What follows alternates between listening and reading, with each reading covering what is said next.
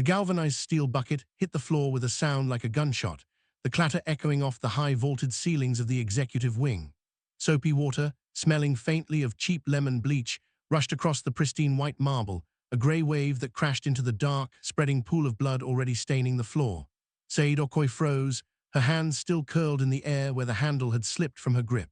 Her heart didn't just beat, it thrashed against her ribs like a bird in a cage. She shouldn't have been in room 404. It was a clerical error, a smudge on a work order, but as she looked up, she realized it was a death sentence. Standing in the center of the opulent office was Taemin Kwon. He looked exactly as the rumors described, the Iron Tiger of Seoul, a man who moved with the silent, predatory grace of a god who had forgotten how to bleed. His bespoke charcoal pinstripe suit was impeccable, save for the sleeves rolled up to reveal the writhing, dark ink of Ayazumi tattoos that disappeared into his cuffs. In his right hand, he held a gold-plated pistol, the barrel pressed firmly against the temple of a younger man who knelt trembling on the rug. That man was Ji-hoon, Taemin's only son and heir. He was a flashier, rotter version of his father, draped in a slim-fit tuxedo and a heavy gold chain that caught the flickering light of the vibrating crystal chandelier above. For a heartbeat, the silence was so absolute that Sade could hear the hum of the air conditioning. Then, Ji-hoon's eyes snapped to her. The terror in his gaze curdled instantly into a toxic, desperate rage. He needed someone lower than him to crush so he didn't feel like the victim. "You," Ji-hoon hissed, his voice cracking. "You useless black filth, do you have any idea what you've interrupted?" Before the guards at the door could move, Ji-hoon scrambled to his feet, lunging away from the gun towards Sade. He was fast, driven by the frantic need to reclaim some shred of dominance. He reached her in 3 strides, his hand raised to backhand her across the face. Sade huddled on the floor, her white maid's headband slipping as she squeezed her eyes shut, clutching the empty air where her bucket had been. She waited for the blow, the familiar weight of someone else's failure being carved into her skin. It never came. Instead, there was a sickening thud of flesh hitting flesh, followed by the sound of a body hitting the desk. Sade opened one eye. Taemin Kwon stood over her. He hadn't fired the gun. He had used it as an extension of his arm, backhanding his own son with the heavy metal grip. Ji-hoon lay sprawled against the mahogany desk, blood leaking from a split lip, his expression one of utter, soul-shattering disbelief. "Father," Ji-hoon gasped, clutching his jaw. She's just a maid. She saw we have to." "She is a worker," Taemin's voice cut through the air, cold and heavy as a tombstone. He didn't look at his son. His dark, piercing eyes were fixed on Sade, tracing the deer-in-the-headlights terror in her ebony face, the way her small, resilient frame refused to completely break even as she trembled. "You, on the other hand, are a disappointment wearing my name like a stolen coat." Taemin stepped forward, his polished shoes splashing through the soapy water Sade had spilled. He reached down, and for a terrifying second, Sade thought he was going to finish what his son started. Instead, his large, calloused hand, the hand that ran the most feared syndicate in the East, extended toward her. "Get up," Taemin commanded. It wasn't a request, but there was a strange, jagged edge of protection in the tone. Sade looked at his hand, then up at the silvering temples and the scar running through his eyebrow. Behind him, Ji-hoon stared at them, his face contorted in a mask of betrayal. The heir, the bloodline, the future of the Kwon Empire was being cast into the shadows for a woman who earned $12 an hour. "I said get up," Taemin repeated, his fingers closing firmly around hers. "From this moment on, you don't clean floors, you don't hide. And if my son so much as breathes the air in your direction, I will show him exactly how little his blood is worth compared to my word." Sade allowed him to pull her up, her stark white apron a bright, flickering light against the dark teal shadows of the office. She was still terrified, but as she stood behind the broad shoulders of the Iron Tiger, the weight of the world felt a little less heavy. The war had just begun, and she was the unlikely spark that would burn the Kwon dynasty to the ground. The morning had begun with the suffocating weight of paper. Sade sat at her small kitchen table in an apartment so cramped the refrigerator hummed in her ear like a restless ghost. Before her lay 3 envelopes, their windows flashing the dreaded crimson of overdue notices. Rent in Seoul didn't care about the exchange rate in Lagos. It didn't care that her mother's medication costs had doubled, or that her younger brother's tuition was a mountain she was trying to move with a teaspoon. She had smoothed her white apron, the fabric stiff with starch, and tucked a loose ebony curl back under her headband. Just one more month of double shifts, she whispered to the empty room, a mantra that felt more like a prayer. By 8:00 a.m., the humidity of the city was already a damp blanket. Sade stepped into the bright, clinical lobby of the Diamond Shine headquarters, her joints aching from a 4-hour sleep. The supervisor, a man who never looked higher than her name tag, had shoved a digital tablet into her hand without a word. "Floor 40, suite 405, he'd muttered, moving to the next person in line. "High-priority client, VIP service. If there's a single streak on the glass, don't bother coming back for your paycheck." Sade gripped the handle of her galvanized steel bucket, the metal cool against her palm. Suite 405 was supposed to be an empty penthouse awaiting a showing. It was a ghost work, a chance to breathe. She entered the elevator, watching the numbers climb. 10, 20, 30. Her stomach did a nervous flip.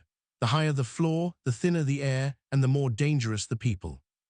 When the doors slid open on the 40th floor, the atmosphere changed. The hallway was a tunnel of deep teal shadows and hushed silence, lined with walls of dark, polished wood that looked like they belonged in a museum rather than an office building. The carpet was so thick, it swallowed the sound of her footsteps. She walked toward the end of the hall, her eyes darting between the numbers. 401, 403. Her thumb hovered over the tablet. A bead of sweat rolled down her neck. The screen flickered, the cheap backlight dying for a second before jumping back to life. In that moment of digital distortion, the 5 in 405 looked identical to a 4. Sade stopped in front of a set of massive, double-leaf mahogany doors. There was no suite number etched in gold. Only a small, discreet plaque that read private. She hesitated. Her instincts, honed by years of surviving on the margins, screamed at her to turn back. But the thought of the red envelopes on her table, of the landlord's heavy knock, and the supervisor's threat pushed her forward. She couldn't afford to be wrong, which was exactly why she convinced herself she was right. She pulled her master key card from her pocket, a skeleton key granted to the elite cleaning crew. The lock clicked with a heavy, mechanical finality. "Just the windows," she murmured, pushing the heavy door open, in and out. The air that hit her was cold, sharp, with the scent of expensive sandalwood, and the metallic tang of something she couldn't yet identify. The office was vast, a cathedral of old money power illuminated by a massive crystal chandelier that cast jagged diamonds of light across the floor. Sade didn't see the men at first. She was too focused on the sprawling rug and the shattered glass near the window, thinking only of how much extra time it would take to sweep. She stepped inside, the heavy mahogany doors swinging shut behind her with a soft, ominous thud. She took 3 steps into the room, her bucket swinging at her side. It was only then that she heard the voice, a low, melodic growl that made the hair on her arms stand up. "You have 10 seconds to justify your existence, Ji-hoon, before I decide that my legacy is better off buried with you." Sade froze, her heart stopped. She looked past the mahogany desk, past the flying dollar bills scattered on the floor, and saw him, Taemin Kwon. The gold-plated pistol in his hand was leveled at his son's head, the barrel reflecting the cold light of the chandelier. The clerical error was no longer a mistake. It was a trapdoor into hell. Sade gripped her bucket, her knuckles turning white against the steel as she realized she hadn't just walked into the wrong office. She had walked into the end of her life as she knew it. The heavy mahogany doors had barely latched shut before the air in the room curdled with the scent of Ji-hoon's humiliation. He stood by the desk, a jagged contrast to his father's motionless composure. While Taemin was a monument of carved stone, Ji-hoon was a live wire, sparking and dangerous. He wiped the blood from his lip with the back of a hand that trembled, not with fear, but with a narcissistic, blistering fury. She saw Ji-hoon spat, his voice trembling as he pointed a shaking finger at Sade. She's a witness, father, and you hit me, your own blood, for her. Taemin didn't answer immediately. He set the gold-plated pistol down on the desk with a click that sounded like a guillotine dropping. He began to slowly roll his sleeves back down, hiding the intricate ink of the Ayazumi tattoos, as if the violence of the previous moment was merely a chore he had finished. I didn't hit you for her, Taemin said, his voice a low, terrifying hum. I hit you because you are a fool. You lost the Busan shipping manifests in a high-stakes poker game to the Japanese. You gambled with the loyalty of men who have bled for this family for 30 years. You are a debt I am tired of paying. Ji-hoon's face went from pale to a mottled, ugly purple. The truth was out. The failure wasn't just a mistake, it was a betrayal of the syndicate's foundation. He had traded the lifeblood of the Kwon Empire for the rush of the cards, and now, cornered by his father's cold logic, he needed a target. He needed to be the victim of a greater transgression. He turned his gaze toward Sade. She was still standing where Taemin had pulled her up, her fingers twisting the damp fabric of her white apron. To Ji-hoon, she wasn't a person. She was a physical manifestation of his rock-bottom moment. If she hadn't walked in, perhaps he could have lied. Perhaps he could have manipulated his way out of the pistol's shadow. It's her fault, Ji-hoon hissed, his eyes wide and bloodshot. The bad luck. The cleaning bug crept in and poisoned the room. You're choosing to protect a nobody, a girl who shouldn't even be allowed to breathe the same filtered air as us. He began to pace, his designer tuxedo shoes clicking erratically on the marble. She's a spy, that's it, isn't it? Who sent you? Was it the Russians? Did you think a maid's uniform would make you invisible? I just have the wrong floor, Sade whispered, her voice cracking. I don't know anything about shipping or poker. Please, I just want to go home. Liar, Ji-hoon roared. He lunged toward the desk, grabbing a heavy crystal decanter of scotch and hurling it toward her. Sade flinched, but the bottle never reached her. Taemin moved with a speed that defied his age, catching the decanter midair with one hand before it could shatter against her skull. The amber liquid sloshed violently inside the glass, reflecting the orange rim lighting of the office. Ji-hoon, Taemin said, and the sheer quiet of his voice stopped the younger man in his tracks. Every time you open your mouth, you prove that the blood in your veins is wasted. You want a scapegoat because you are too weak to carry your own sins. Taemin turned his back on his son, a gesture of ultimate disrespect, and looked at Sade. He saw the way she didn't beg, she just endured. It was a resilience he hadn't seen in his own boardroom in a decade. She isn't a spy, Taemin declared, his eyes locked on Sade's ebony skin, noticing a small scar on her temple that spoke of a life much harder than his son's. She is the only person in this room who hasn't lied to me today, which makes her more valuable to me than an heir who gambles my empire away. Ji-hoon let out a choked, hysterical laugh. You're insane. You're choosing a maid over your son. The elders will tear you apart for this. You're throwing away our bloodline for a catalyst you found in a cleaning bucket. Blood is just a liquid, Ji-hoon, Taemin replied, stepping closer to Sade, his presence acting as a physical shield. Loyalty, however, is a choice, and I am choosing to see what this nobody is capable of when she isn't hiding behind a mop. Ji-hoon backed away, his face twisting into a mask of pure, unadulterated hatred. He looked at Sade one last time, a look that promised that if he couldn't have his father's respect, he would ensure the woman who stole it would pay in blood. The office felt smaller now, the air thick with the ozone of a dying legacy. Taemin Kwon stood at the center of the wreckage, his gaze heavy on the woman trembling before him. He ignored the frantic breathing of his son behind him. To Taemin, Ji-hoon had become nothing more than background noise, a static hum of entitlement that he had tolerated for far too long.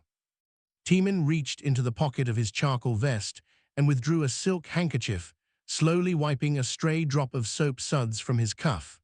As he did, his mind parsed the two lives before him with the cold precision of an actuary.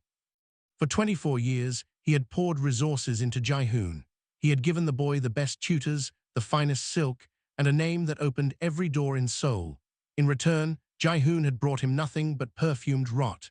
Taemin saw his son's loyalty for what it was, a parasitic attachment to a throne he hadn't earned.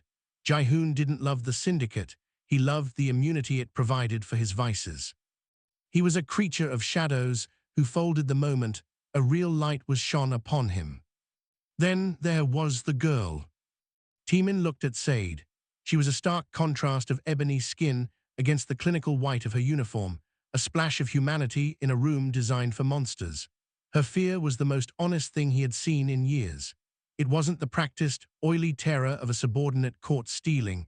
It was the raw, primal vibration of a soul that understood the value of its own life because it had worked so hard to sustain it. He watched the way her hands gripped her apron. They were the hands of a worker, strong, scarred, and capable. She had come here to clean a mess she didn't make, driven by a necessity that Ji-hoon could never comprehend. Taemin realized then that the blood he was supposed to cherish was thinning, diluted by generations of ease, while this stranger carried the iron-willed survival he had possessed when he first built the Kwon name from the dirt of the docks. "Look at her, Ji-hoon," Taemin said, his voice dropping to a register that vibrated in the floorboards. "Father, please." "Look at her," Taemin roared, the sound snapping like a whip. Ji-hoon flinched, his tuxedo-clad shoulders hunching. "You call her a nobody. You see a servant. I see a woman who walked into a room of armed men and didn't beg for her life. She stood her ground because she has nowhere else to go. You have the world, and you'd sell it for a winning hand at a baccarat table." Taemin stepped closer to Sade, stopping just inches from her. He could smell the lemon bleach and the faint, sweet scent of cocoa butter. He leaned down, his face a mask of cold intensity. "You are terrified," he murmured, loud enough only for her. Sade swallowed hard, her eyes wet but her chin refusing to drop. "Yes, sir." "Good," Taemin whispered. "Fear is a compass. It tells you exactly where the danger is. My son has lost his compass. He thinks he is the danger, but he is just a shadow." He turned back to his son, his expression shifting into one of profound disappointment. "You speak of bloodlines as if they are a shield, but blood is just water that remembers who gave it to you. Worth is what you do when you think no one is watching. You failed." She survived. Taemin reached out and took the cleaning tablet from Sade's numb fingers. He looked at the screen, seeing the smudge that had led her to his door. A simple mistake of the hand, born of exhaustion. Ji-hoon's mistake was one of the soul. "Go to the private elevator," Taemin commanded Sade, handing the tablet back. "Sir," she gasped, her voice barely a thread of sound. "My son believes you are a witness to be eliminated. I believe you are a reminder of what this family used to be before it got soft. You will come with me." Ji-hoon stepped forward, his face contorted. "You can't do this. The council, the uncles, they won't accept a commoner in the inner sanctum.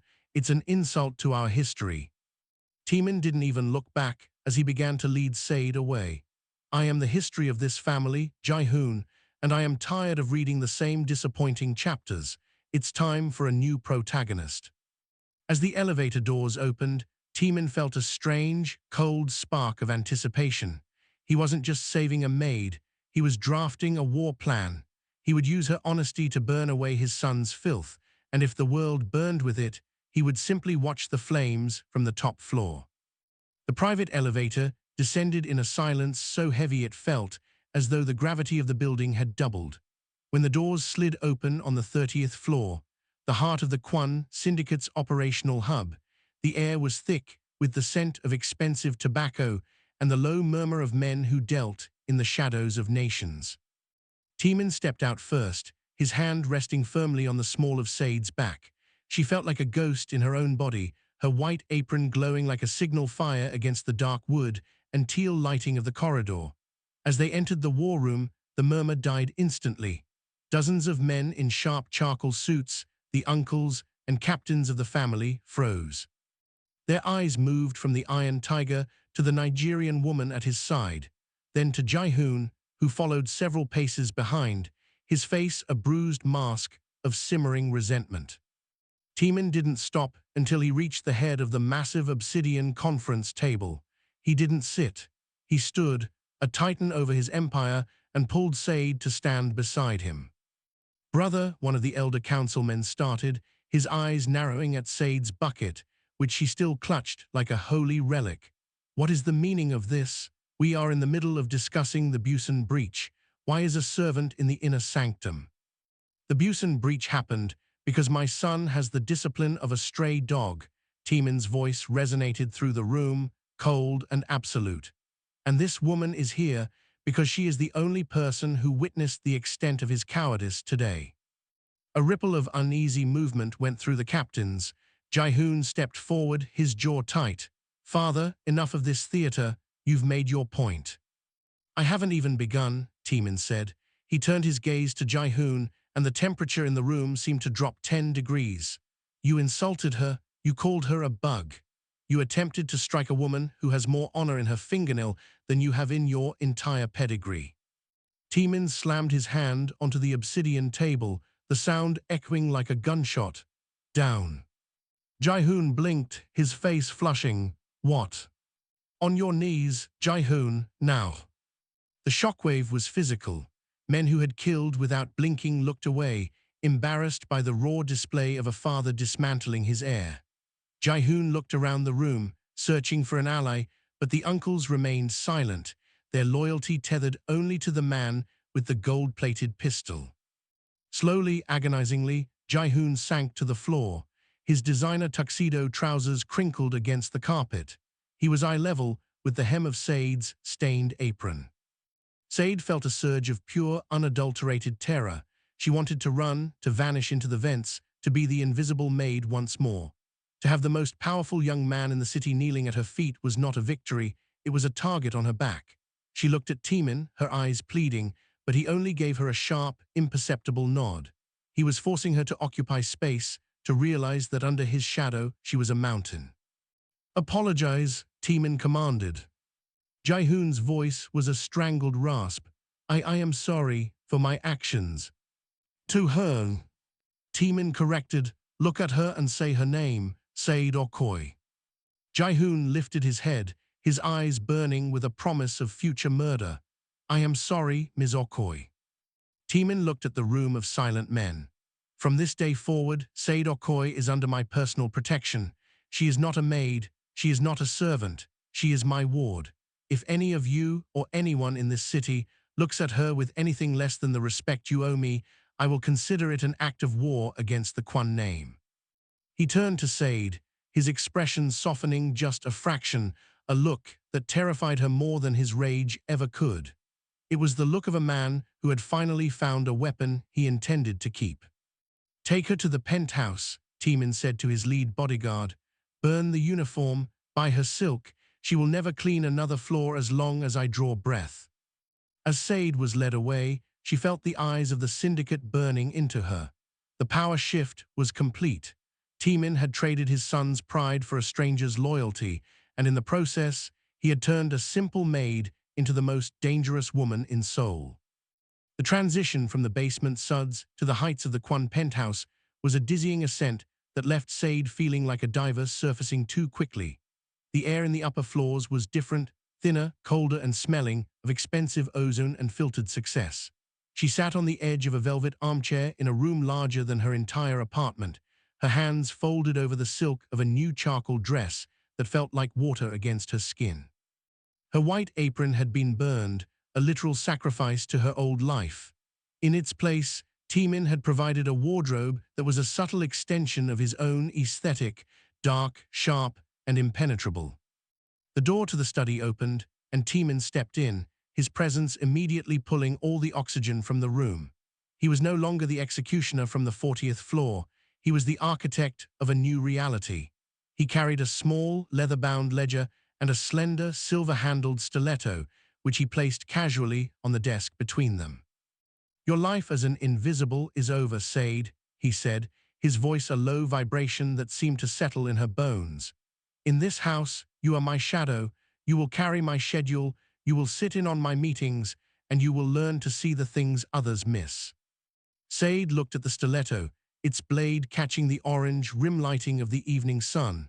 "I don't know how to be a shadow, Mr. Kwon, I only know how to clean up after them." "Precisely," Taemin replied, leaning forward until she could see the jagged lines of his eyebrow scar. "Most people in my world spend their lives making messes.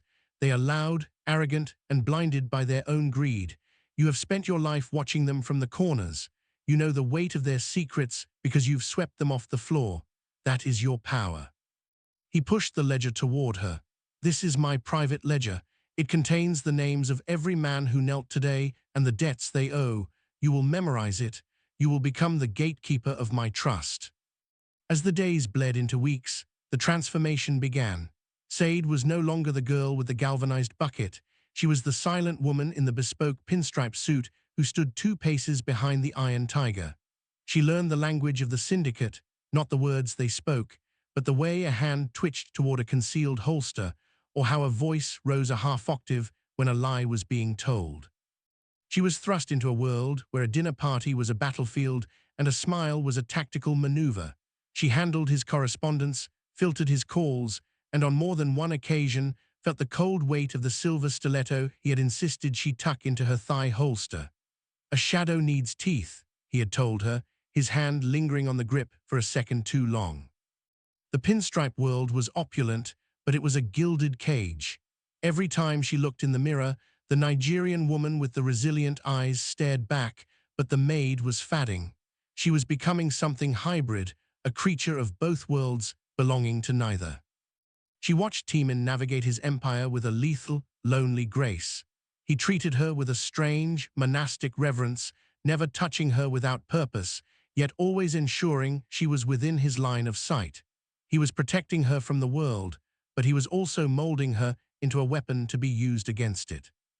The most dangerous element, however, remained in the periphery. Ji-hoon was gone from the main house, exiled to the docks, but Sade felt his presence in every cold stare from the guards and every hushed whisper in the corridors. She was the maid queen, the usurper of a bloodline, and in the world of the Kwon Syndicate, daggers were rarely kept in their sheaths for long. One evening, as she organized the files in the study, Taemin looked up from his drink. "Do you miss the bucket, Sade?" Sade paused, her fingers trailing over a file detailing a $1 million arms deal. She thought of the red envelopes and the hum of the refrigerator. "No," she said, her voice steadier than it had been since the 40th floor, "but I miss the safety of being ignored."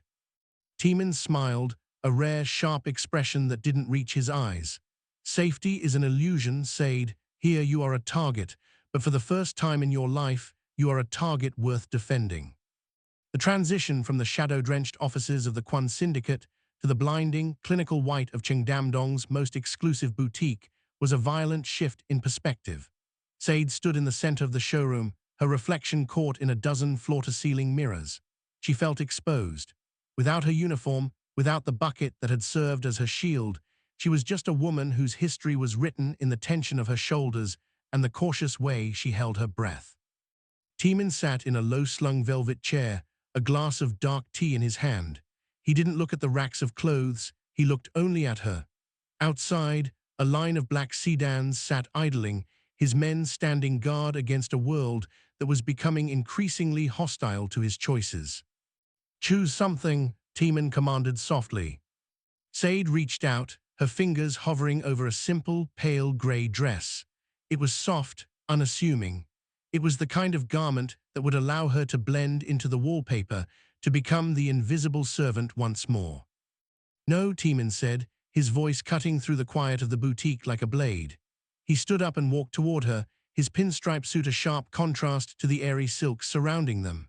He bypassed the muted tones and pulled a structured blazer from the rack, a deep midnight blue that bordered on black, with sharp, aggressive lapels and a waist cinched like a corset. "You are trying to hide again, Sade," he murmured, standing behind her so their reflections merged. "You think that if you dress like a shadow, the monsters won't see you, but in my world, shadows are where the cowards hide. You are no longer a coward." He held the blazer against her shoulders. The fabric was heavy, reinforced, with a lining that felt almost like Kevlar.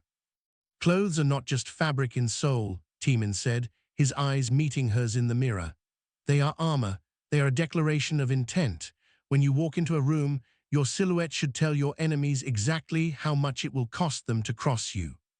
He signaled to the tailor, a woman who moved with the hushed reverence of a priestess. "Take her measurements. I want silk that won't tear, wool that won't wrinkle under pressure, and heels that are balanced enough for a sprint. She is my shadow, and a shadow must be as sharp as the man who casts it. As the tailor worked, Sade felt the transformation physically. The soft, vulnerable girl from the Lagos outskirts was being encased in layers of expensive defiance. Taemin paced the room, his lecture continuing in that low, hypnotic growl. He taught her about the psychology of the stitch, how a high collar forced the chin up, how a structured shoulder discouraged a hand from resting there without permission. "Your old uniform was designed to make you disappear," he said, pausing to adjust the collar of the new blazer he had chosen for her. His fingers brushed her neck, a brief, sparking contact that made her pulse leap. "This uniform is designed to make them wonder what you are hiding. It creates a barrier. It says that you belong to a world they cannot afford to enter." Sade looked at herself. The deep blue fabric made her ebony skin glow with a regal intensity. She looked powerful. She looked dangerous.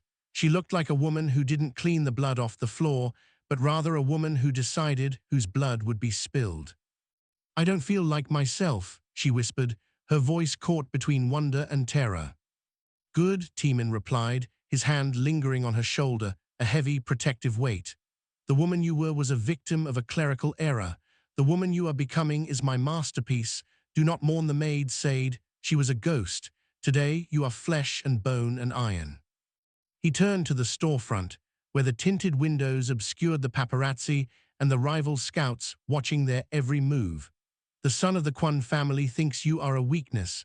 We are going to show him that you are a fortress." As they left the boutique, Sade didn't hunch her shoulders. She didn't look at the floor. She walked into the sunlight of the Gangnam district with her head held high, the heavy silk of her new armor whispering against her skin.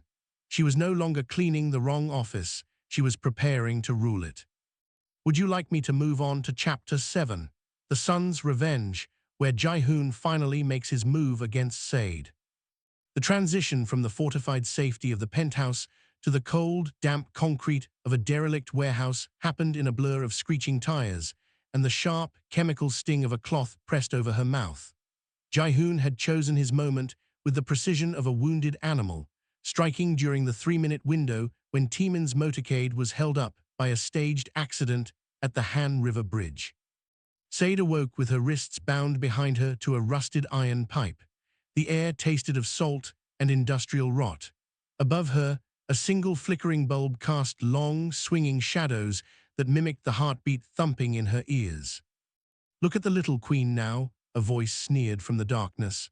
Ji-hoon stepped into the light, his designer tuxedo replaced by a leather jacket, his eyes wild with a frantic, desperate triumph.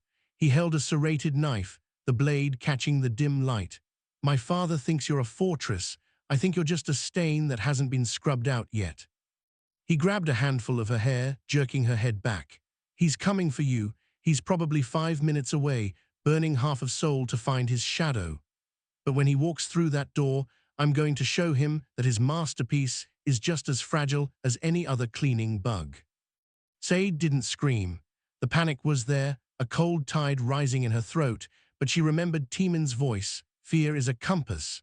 She forced her breathing to slow, her eyes darting around the room, not as a victim, but as a maid. She began to catalogue the environment with the invisible skills she had perfected over a decade of service. She noticed the way the dust patterns on the floor swirled toward the back. There was a ventilation draft to her left. She saw the rusted flake of the pipe she was tied to. The iron was brittle, corroded by years of neglect. Most importantly, she saw the way Ji-hoon held his knife, loose, arrogant, his thumb nowhere near the guard. He was a man who had never had to work for a kill, just as he had never worked for his name. "You're making a mistake," Sade whispered, her voice steady despite the blade grazing her chin. Ji-hoon laughed, a high, jagged sound. "A mistake? You're the one in the dirt, Sade." "No," she said, her fingers working against the rusted pipe behind her back. She wasn't trying to pull the ropes. She was using a sharp, jagged edge of the corroded metal to saw through the fibers. "You think I'm a liability because I'm a nobody. But a nobody sees everything. I know your father's men are already in the basement because the rats stopped scurrying 5 minutes ago. I know you didn't check the perimeter because there's fresh mud on your shoes from the back entrance you thought was secret." Ji-hoon froze, his gaze flickering toward his feet. In that second of redirected focus, Sade threw her weight forward. The brittle, rusted pipe snapped with a metallic crack. She didn't run, she lunged low, using her shoulder to ram into Ji-hoon's midsection. He gasped, the air leaving his lungs in a wheeze as he stumbled back. Sade didn't wait for him to recover. She rolled toward the shadows of the machinery, her movements fluid and silent. She didn't need to be a fighter, she just needed to be a ghost. She moved through the warehouse like she used to move through the offices of the powerful, unseen, unheard, a part of the architecture. She found a discarded heavy-duty cleaning solvent on a shelf, the caustic kind she used to handle with thick rubber gloves. She unscrewed the cap and waited by the heavy steel door. When Ji-hoon charged toward her hiding spot, screaming her name, he didn't see her behind the industrial press. He only felt the stinging splash of the chemicals across his eyes. He shrieked, dropping the knife as he clawed at his face. The warehouse doors blew inward with a thunderous roar. The light of a dozen tactical flashlights cut through the gloom, centered on the middle of the room. Taemin Kwon stepped through the smoke, his pinstripe suit unmarred, his gold-plated pistol raised. He didn't look at his son, who was rolling on the floor in agony. He looked at the shadows. Sade stepped out from behind the press, her midnight blue blazer torn at the shoulder, her wrists bleeding from the rust, but her head held high. She didn't run to him for protection. She walked to the center of the room and picked up Ji-hoon's discarded knife, handing it to Taemin by the hilt. "He was right about one thing, Mr. Kwon," Sade said, her voice echoing in the vast space. "The maid is gone." Taemin looked at the knife, then at the iron in her eyes. A slow, lethal smile spread across his face. He reached out, not to comfort her, but to tuck a loose strand of hair back behind her ear. "I told you, Sade," he murmured, loud enough for his whimpering son to hear. "A shadow needs teeth. It seems yours have finally grown in." The aftermath of the warehouse confrontation was not a cooling period. It was the ignition of a forest fire. As Sade sat in the back of the armored sedan, her wounded wrists wrapped in Taemin's own silk pocket square, she watched the city of Seoul through the tinted glass. Beside her, Taemin was a statue of cold radiation. He didn't look at his phone. He didn't need to. He had already issued the command that would turn his family's history into a funeral pyre. The purge began at the docks. Ji-hoon's secret shipping lanes, the ones he had gambled with, the ones he had used to fund his rebellion, were the first to go. Within an hour, the Iron Tigers, loyalists, descended upon the warehouses with the silent efficiency of a scalpel. They didn't steal the cargo, they torched it. Crates of illicit luxury goods and the gambling ledgers that were Ji-hoon's lifeblood were reduced to ash, lighting up the Incheon's skyline in a sickly, flickering orange. "You are destroying it all," Sade whispered, watching a news report on the vehicle's dashboard monitor showing a massive blaze at a Gangnam nightclub Ji-hoon frequented. "That was your legacy, your son's inheritance." Taemin turned his head, his dark eyes reflecting the digital glow of the fires he had set. "A legacy built on the betrayal of one's own heart is a tomb, Sade. I spent 30 years building a kingdom for a son who turned out to be a scavenger. If the price of your safety is the ashes of my empire, then let it burn. I can build a new one. I cannot replace the truth I saw in your eyes." The violence was calculated and absolute. Taemin didn't just target the buildings, he targeted the loyalty. Every captain who had looked the other way while Ji-hoon orchestrated the kidnapping was brought before the council. There were no apologies this time, no second chances on bended knees. By midnight, the syndicate's hierarchy had been hollowed out. The uncles who had questioned Sade's presence in the war room were stripped of their titles, their assets frozen, their power evaporated by a single stroke of Taemin's pen. He was dismantling his own bloodline to prove a point that the world was finally beginning to understand. The maid was not a weakness. She was the line in the sand. As they arrived back at the corporate headquarters, the lobby was filled with the remaining captains, men who had stood firm. They bowed lower than they ever had before, their eyes fixed on the floor as Sade walked past them. She was no longer just a woman in a pinstripe suit. She was the survivor of the purge, the catalyst who had prompted the king to burn his own palace just to ensure no one else could hide in its corners. Ji-hoon was not killed. Taemin had a far more brutal fate for him. He was stripped of the Kwon name, his bank accounts emptied, and his designer clothes replaced with the same grey, industrial rags worn by the men who worked the deepest, darkest levels of the shipping yards.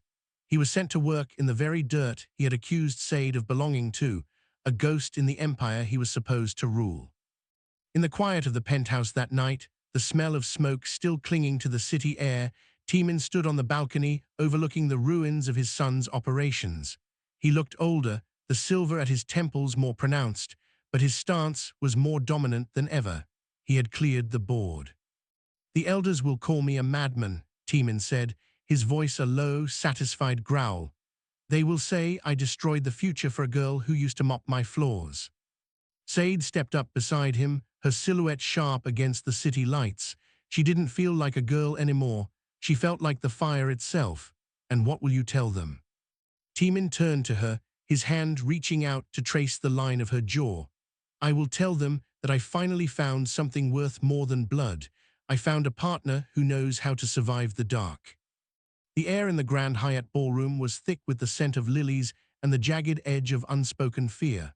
This was the first gathering of the clans since the night of the Great Purge, and the tension was a physical weight, vibrating against the crystal flutes of champagne.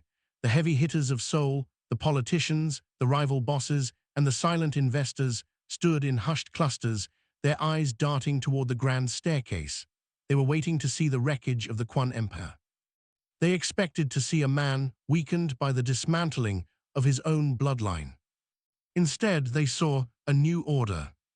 The double doors at the top of the stairs swung open, and the room fell into a silence so absolute it felt like the floor had dropped away. Taemin Kwon stepped into the light, looking more like a king than a crime boss. His pinstripe suit was a deep charcoal black, his silvering temples gleaming under the chandelier. But it was the woman at his side who drew the oxygen from the room. Sade Okoye stood tall, her hand resting lightly on Taemin's forearm. She was draped in a floor-length gown of midnight blue velvet that mirrored the color of the armor she had worn in the trenches. Her ebony skin was set against a collar of diamonds that caught the light like frozen tears. There was no trace of the maid left in her posture, no hunched shoulders, no averted eyes.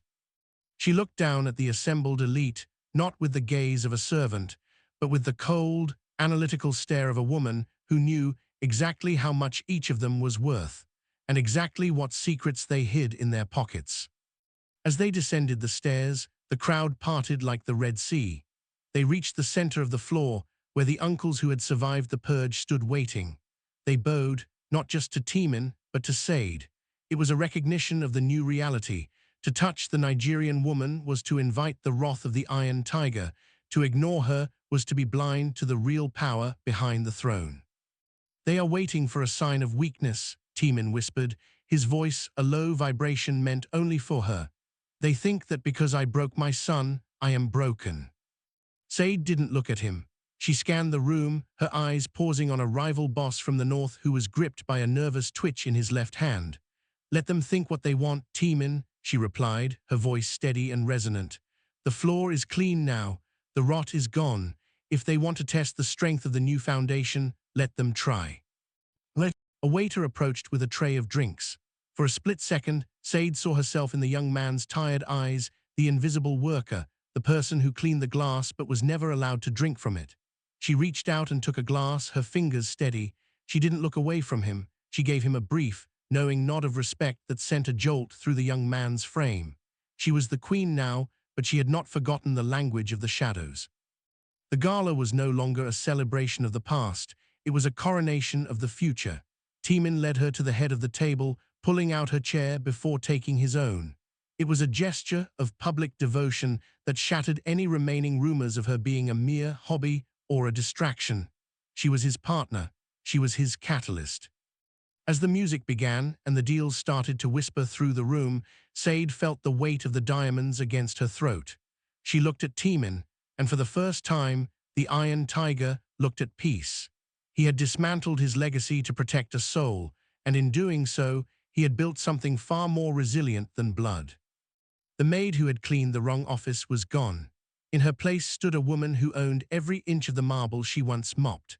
The war was far from over, But as Sade raised her glass to the room, she knew she wasn't just surviving the fire anymore. She was the one holding the match.